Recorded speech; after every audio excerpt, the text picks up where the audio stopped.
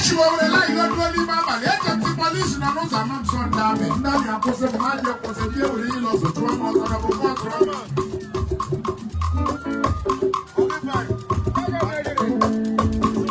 she will rely on Ndi Army. Let the police know that I'm so damn.